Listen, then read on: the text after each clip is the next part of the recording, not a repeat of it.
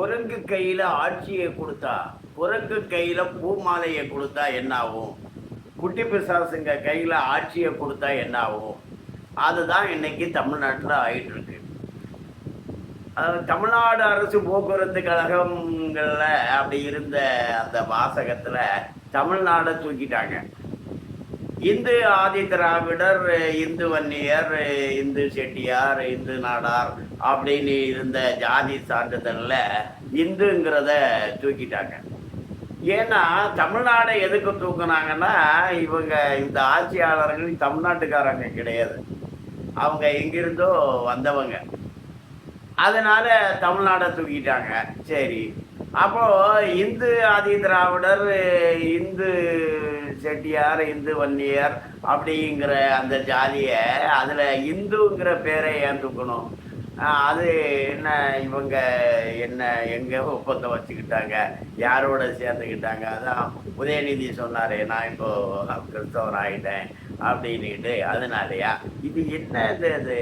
அதுக்காக நீங்கள் ஆகிட்டா அப்படி இந்துங்கிற பேரையே எடுத்துட முடியுமா? இது இந்து நாடு இல்லைன்னு ஆயிடுமா? இந்த ஜாதியெல்லாம் இந்து ஜாதி இல்லைன்னு ஆயிடுமா? இந்தியா இந்துவா இருந்தாதான் அந்த ஜாதி, இல்லைன்னா அந்த ஜாதி இல்லை. இப்போ 4.5 வருஷம் 4.25 வருஷம் ஆக போகுது. இன்னும் ஒரு 6 மாதம் தான் இருக்கு இந்த அரசுக்கு.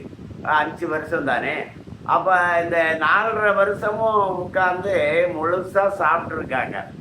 ஒரு வருஷத்துக்கு 3 லட்சம் கோடி ரூபாய்க்கு பட்ஜெட் போடுறாங்க அப்படின்னா, அதில் எப்படியும் 1 லட்சம் கோடி ரூபாய, அதாவது கமிஷன் தான். எந்த ஒரு வேலையை செஞ்சாலும் அவங்க ஒரு கமிஷனுக்காக தான் செய்கிறாங்க. இப்போது சென்னையில எல்லாம் நிழல், அதாவது போகிற வாகனங்களுக்கே நிழல் அமைச்சிருக்காங்க. பஸ்ஸு போகாத ரோட்டில் கூட பஸ் ஸ்டாண்டு கட்டியிருக்காங்க. நல்லா இருக்க கட்டடங்களை உடைச்சிடுறாங்க. இந்த 3000 கோயில் கும்பாபிஷேகம்னு சொல்கிறாங்கல்ல, அது நன்கொடை வாங்கி செய்கிறது. நன்கொடையை வாங்குறாங்க, உண்டியல் பணத்தில் செய்கிறாங்க. இவங்க எதுக்கு கும்பாபிஷேகத்தை செய்கிறாங்கன்னா, கொள்ளையடிக்கிறது. கும்பாபிஷேகம் நடக்க வேண்டிய விஷயம்தான். ஆனால் கும்பாபிஷேகம் செய்யும்போது நல்லா இருக்க தரையை பேர்த்து எடுத்துக்கிட்டு மீண்டும் போட வேண்டியது, நல்லா இருக்க கட்டிடத்தை உடைக்க வேண்டியது. அரசு கட்டிடங்கள்லாம் நல்லா இருக்கிறத உடைக்கிறாங்க, உடைச்சிட்டு மீண்டும் கட்டுறாங்க. எதுக்குன்னா கமிஷனுக்காக. இப்படி 10 லட்சம் கோடி ரூபாயை கமிஷனாக சம்பாதிச்சுட்டு இப்போ ஒரு 6 மாதம் இருக்கிறப்போ நாங்கள் அதிரடியாக உடனே செஞ்சு தர்றோம். என்ன செஞ்சு தர்றாங்க? ஜாதி சான்றிதழை எடுத்து கொடுக்குறாங்களாம் கம்ப்யூட்டரில் ஜாதி சான்றிதழ் யார் போட்டாலே எடுத்துக்கலாங்கிற மாதிரி தான் மத்திய அரசு ஒரு ஏற்பாடு பண்ணி வச்சுருக்கு. யாரும் சேவை மையம் இருக்குல்லவா, அதில் யார் வேணாலும் ஜாதி சான்றிதழ் எடுத்துக்கலாமே. வருமான சான்றிதழையும் எடுத்துக்கலாம், யார் வேணாலும் எடுத்துக்கலாம். கேட்டால் கொடுக்க போகிறாங்க. அது இப்போ அரசாங்கத்தில் நடந்துக்கிட்டு தானே இருக்கு.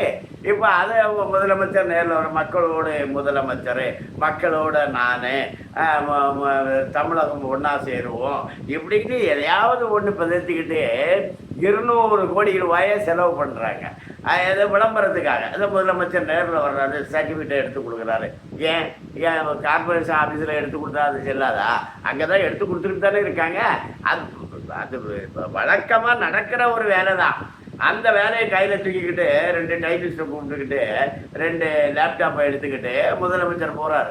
அதை மக்களோடு நான் மக்களுக்கு செய்கிறேன். இப்போ சாக போகிற நேரத்தில் சங்கரான்னு சொன்னால் மோட்சம் கிடைக்காதுன்னு சொல்லுவாங்க. 6 மாதம் தான் இருக்குது. இப்போது இது ஏற்கனவே நடந்துகிட்டு இருக்க வேலை தான் முதலமைச்சர் சொல்கிறது. அப்போ இப்போ இவங்க நாங்கள் நேரில் போய் சொல்கிறேன், உங்கள் ஃபோன் நம்பரை கொடுங்க, ஒரு ஓடிபி நம்பர் வரும், அது சொல்லுங்கள் அப்படிங்கிறாங்க. அது என்னத்துக்கு? தேர்தலுக்கு பணம் கொடுக்குறதுக்கா? ஓட்டுக்கு பணம் கொடுக்குறதுக்கா? எதுக்கு? அந்த மாதிரி. அதனால நீதிமன்றம் தடை பண்ணியிருக்கு. அப்போது இப்போது தலைகால் தெரியாமல் ஆடுறாங்க இந்த திமுக. ஒன்றும் புரியலை. ஏன்னா வீட்டுக்கு அனுப்பிடுறாங்க. ஏன்னா பையனை ரெடி பண்ணி வச்சுருக்காங்க, பேரனை ரெடி பண்ணி வச்சுருக்காங்க. அவங்க வீட்டுக்கு போக மாட்டாங்களாம். அது என்ன இது? உங்கள் சொத்தா இது? நீங்கள் கொள்ளையடிக்கிற கூடாரமாக இது தமிழ்நாடு? அதனால போக மாட்டாங்களாம். அதாவது கர்ணம் அடிக்கிறாங்க. கர்ணம் அடித்து நீங்கள் அதை கொடுங்க இதை கொடுங்கன்னு வீட்டில் போய் பிடுங்குறாங்க. இப்படி வீடுகளில் போய் பிடுங்காதுங்க. கம்பல் பண்ணி எதையுமே கேட்கக்கூடாது, ஓடிபி எல்லாம் கேட்கக்கூடாது அப்படின்னு நீதிமன்றம் சொல்லியிருக்கு. இங்கே இப்படி நடக்குது ஒரு கூத்து. அதை வீட்டுக்கு போகிற நேரத்தில் விரட்டி அடிக்கிறாங்க மக்கள்னு தெரிஞ்சுக்கிட்ட உடனே தலைகால் புரியாமல் ஒரு ஒரு நிலையற்ற தன்மையில் இந்த மாநில அரசு இருக்குது.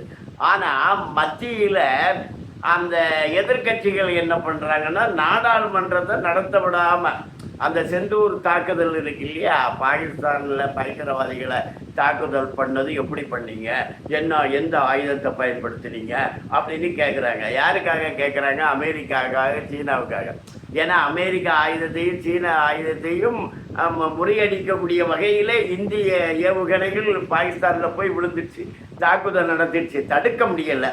அதனுடைய சூட்சுமை என்னன்னு கண்டுகொள்றதுக்கு நம்ம ஊர் எதிர்கட்சிங்க முயற்சி பண்றாங்க. இவங்க யாருக்கு வேலை செய்யறாங்க பாருங்க. வணக்கம்.